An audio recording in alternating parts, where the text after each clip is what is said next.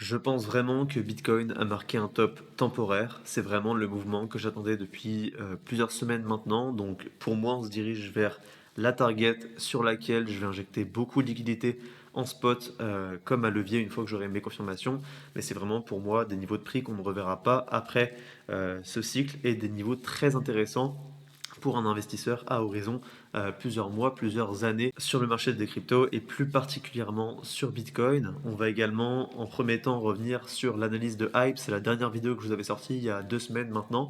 C'était un swing trade et je vous donnerai également les perspectives à venir sur Hype. Donc ce trade sur Hype, donc hyper liquide, le voici. J'avais fait la vidéo, il me semble, quand j'étais rentré, donc ça devait être à peu près ici. Je n'ai plus la date exacte, mais je vous laisse aller la revoir, même si le trade est passé. C'est vraiment un cas d'école. C'est purement l'application en pratique de ce que j'utilise au quotidien sur les marchés pour gagner mon argent tout simplement. Donc vraiment, allez la voir, c'est de l'information gratuite. Ce trade-là, je l'ai pris déjà dans un premier temps parce qu'en daily, on avait eu une inversion de structure. Comme vous le voyez ici, on était clairement dans une tendance baissière. Le flux était clairement en direction baissière. On faisait des plus bas de plus en plus bas, donc la tendance était baissière. Maintenant, moi j'ai remarqué en daily ici une inversion de structure. C'est-à-dire que ici on a fait un lower low, c'est-à-dire qu'on a fait un plus bas ici et un plus bas par la suite. Donc ici la tendance était toujours baissière. Maintenant, quel est le plus haut qui a engendré la cassure de ce plus bas ici pour faire ce nouveau plus bas? C'est simplement ce plus haut ici. Donc si on veut rester dans la tendance baissière, les vendeurs doivent absolument défendre ce niveau-là des 28,30 dollars. Mais ils n'ont pas réussi à défendre ce niveau, donc on a eu une clôture en daily au-dessus des 28,3 dollars. Ça, c'est ma confirmation qu'on a une inversion de structure à la hausse. Ici, moi, je me positionne pas forcément là, parce que pour moi, l'entrée est assez incertaine, et vu qu'on a beaucoup de zones de fair value gap et d'imbalance, simplement, c'est des zones que j'estime qu'on va revisiter, donc moi, je reste patient, et j'attends qu'on me donne un prix plus intéressant pour exécuter ma position longue. Ici, j'ai placé des volume profile. C'est la même chose que des fair value gap, mais ça me permet d'identifier clairement les niveaux, et pour moi, le plus gros gap, il était ici. Donc des 25,35 dollars au 27,23. Et donc si vous tapez une moyenne entre 25 et 27, ça nous donne 26 dollars. C'était mon entrée. Je suis rentré à 26,13 dollars via différents ordres que j'ai mis dans cette zone-là. Et simplement, ils ont été exécutés les uns après les autres dans cette zone-là, qui correspond également avec une zone de support et de résistance qui avait fait deux fois résistance ici, qui avait été break puis reperdu, donc c'est une zone qui fait réagir le prix, et quand on la break à la hausse, on doit absolument la retester en tant que support. C'est ce qui a été fait juste là, et c'est mon entrée. Ensuite, on a eu une inversion de structure encore en daily.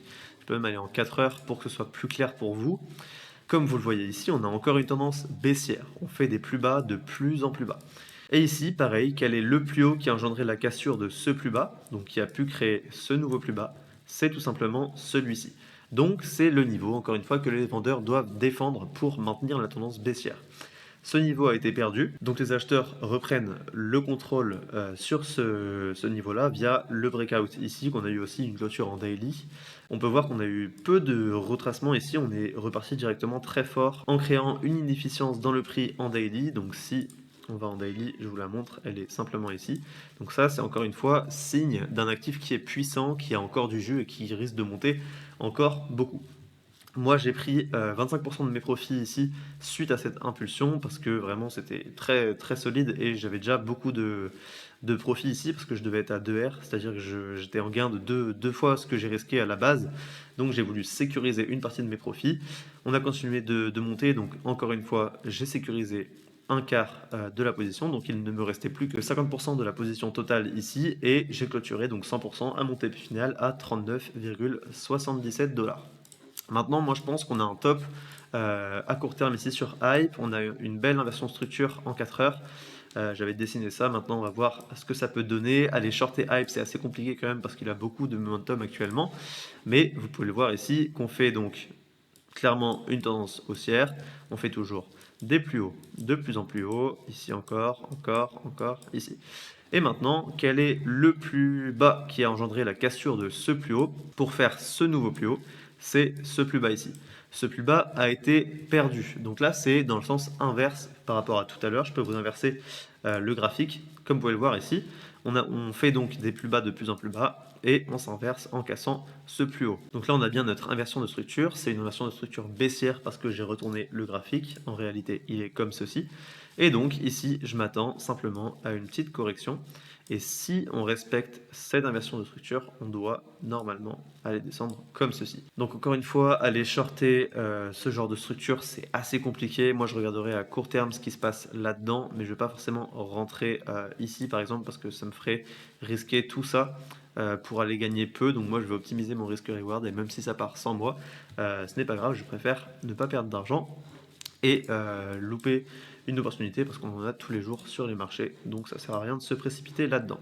Et ensuite, ouais, moi je m'attends à donc un scénario de retracement sur Hype, simplement parce que je m'y attends également sur Bitcoin.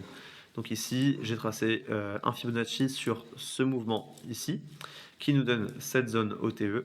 Et pour moi, c'est une zone dans laquelle je chercherai à racheter du hype. Je surveille notamment le niveau des 33 $. Toute cette box-là, pour moi, ça s'achète. Et si on fait une confluence entre les deux, globalement, on veut acheter ce niveau-là. Hop, ici donc des 31 $ jusqu'aux 33 $, pour moi c'est la zone d'achat. Maintenant il faut voir la réaction du prix sur ces niveaux, mais je pense que ça peut être un niveau assez pertinent. Donc voilà pour ce trade, c'est vraiment un trade qui me fait des gros profits pour le mois, donc je l'avais partagé publiquement, premièrement sur Telegram et ensuite sur YouTube, donc assez content de ça. Et on va passer maintenant sur Bitcoin pour vous expliquer mon scénario baissier. Nous voilà sur Bitcoin, je vais vraiment vous faire une overview dans un premier temps avec des grosses time frames et ensuite on va rentrer dans le détail de ce qui se passe à plus court terme. Donc déjà en daily, ce qu'on peut voir c'est qu'on est clairement dans un flux baissier depuis octobre. On a vraiment une tendance baissière qui est établie très clairement. En 4 heures, on a encore une fois un mouvement baissier juste là. Moi, la dernière vague de ce mouvement, pour moi, elle part d'ici et elle arrive là. Donc j'ai tracé un Fibonacci sur ce mouvement pour chercher une zone de retracement intéressante. Ça me donne la zone OTE qui est juste là, c'est celle que je sélectionne actuellement. Vous pouvez voir qu'on est en train de se retourner à l'intérieur.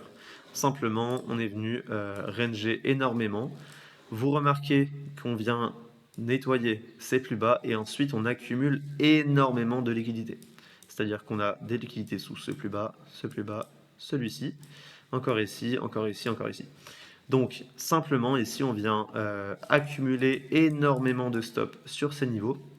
On nettoie tout à la hausse, ce qui nous fait un beau retracement, encore une fois en A, B, puis C. Et ici, pour moi, on s'est retourné en 4 heures, c'est assez clair. Là-dedans, on a une inversion de structure. Maintenant, moi, j'aimerais vraiment voir péter ce plus bas pour avoir une belle inversion ici, comme ceci et comme ceci. C'est-à-dire que si on fait ça, hop, pour moi, on s'arrêtera ici pour stack vraiment beaucoup de liquidités sous ces plus bas pour ensuite venir les nettoyer une dernière fois. Et ici, on arrivera dans ma zone, celle que j'attends depuis plus d'un mois maintenant. Et je pense qu'on l'aura pas tout de suite, hein, c'est vraiment en grosse time frame ici. Il va falloir être patient. Moi, c'est ce que je fais. J'ai déjà rechargé évidemment sur les plus bas, mais j'ai toujours du cash à réinjecter si on y va.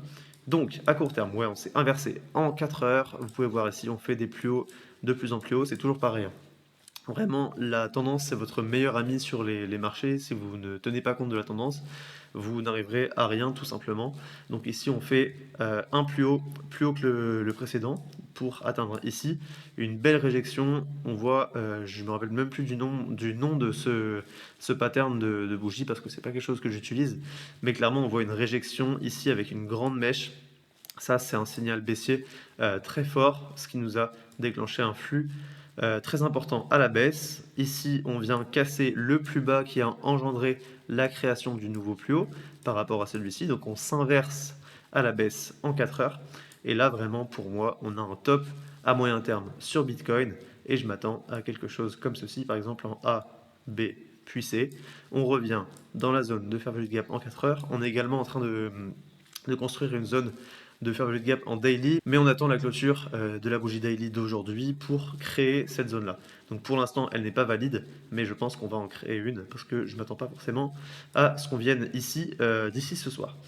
Et donc ensuite, là, je vais attendre, enfin, je vous montrerai ça après, mais je m'attends donc à un retracement à la hausse pour ensuite partir comme ceci. À plus court terme, donc, ce que j'allais vous dire, ici, on est clairement baissier.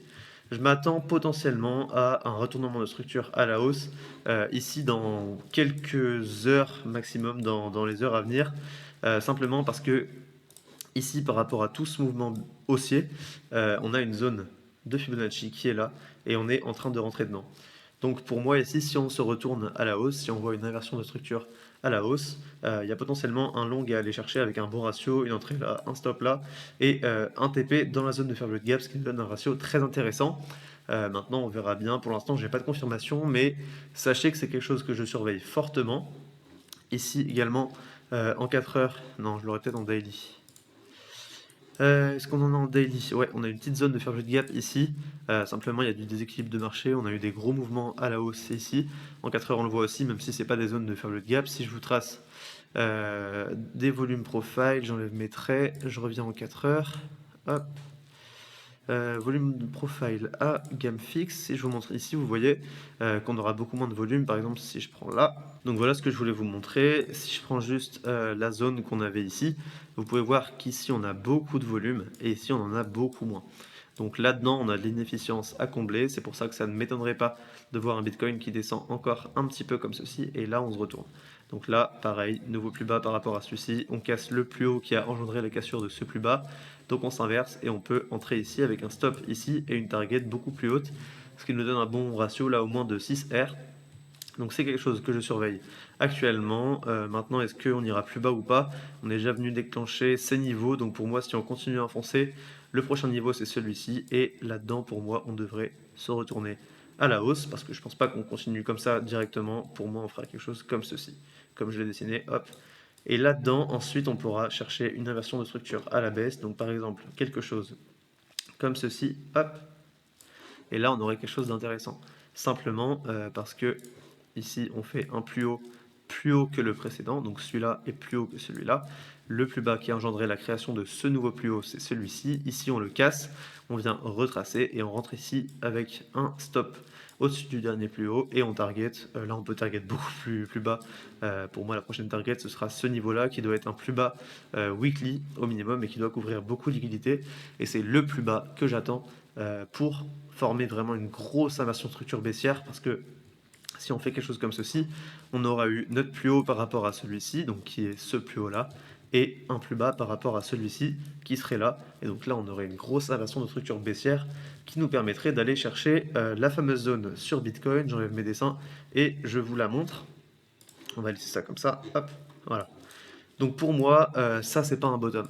Tout simplement parce que à chaque fois, on vient créer des liquidités comme ça. Ça peut pas être un bottom. Je vais vous montrer pourquoi. Parce que si on regarde à l'inverse, par exemple, le top de fin 2025. Donc par exemple, si j'inverse la charte, hop, parce qu'un bottom et un top, ça se forme de la même manière. Ici, donc on est en octobre 2025. Et simplement, vous voyez bien qu'on vient nettoyer une première fois, une deuxième fois ici avec ce plus bas, avant de s'inverser. Ici, on forme l'inversion structure. Si je vous mets le graphique dans le bon sens, juste là, on vient bien nettoyer deux fois les plus hauts avant de se retourner. Si on forme un gros W qu'on invalide via cette chute du 10 octobre, donc ici, clairement, on s'inverse et ça marque le top du cycle sur Bitcoin. C'est toujours comme ça qu'une inversion de structure se forme. On ne peut pas simplement laisser beaucoup de liquidité comme on est en train de le faire actuellement sur les niveaux actuels. Si je retourne ici, comme ceci, voilà, ça c'est pas un top, enfin pas un bottom dans notre cas actuel. Un bottom ne peut tout simplement pas se former en laissant autant de liquidité comme ceci, c'est impossible. Donc voilà, pour moi, globalement, ce à quoi je m'attends, c'est ça, hop, et ça. Et ensuite, une fois qu'on viendra déclencher ces niveaux, pour moi, c'est la zone d'achat ultime pour ce cycle. Vraiment, si je devais tracer une box, ce serait entre les 60 000 et les 50 000 grands maximum, hein. Moi, je ne vais pas attendre les 50 000 pour injecter. Tout ça, c'est la zone d'achat. Je pense pas forcément qu'on ira sous les 50 000. Et même si on va à 45 000, moi, j'aurai mes prix d'achat sur les 50 000. Ça me va très bien. Par exemple, en 2022, Ceux qui ont attendu vraiment un niveau très précis pour le bottom du cycle. Il y avait beaucoup de gens qui attendaient les 12K, qui ont finalement jamais été fill, alors que s'ils avaient accepté d'acheter à 18K alors que le bottom ultime était à 15K, finalement, quand Bitcoin remonte à 125 000, on s'en fiche un peu d'avoir acheté à 15 ou à 18. Donc simplement, n'essayez pas d'avoir le bottom ultime, simplement lissez votre prix d'achat à la baisse. Et pour moi déjà, entre 60 et 50 000, c'est une très bonne zone d'achat. C'est la zone d'achat que je surveille pour mes investissements. Je vous laisse faire vos propres recherches, vos propres analyses. Je vous partage juste ce que je fais pour moi. Donc voilà, j'espère que cette vidéo vous aura plu. Il y a beaucoup de valeur dedans, donc n'hésitez pas à lâcher un petit like, à mettre un petit commentaire et à vous abonner à cette chaîne si ce n'est pas encore le cas. C'est vraiment, je pense, une des meilleures façons de progresser dans votre trading. Je le fais de façon totalement gratuite, alors profitez-en. Encore une fois, j'espère que ça vous aura plu et je vous dis à la prochaine.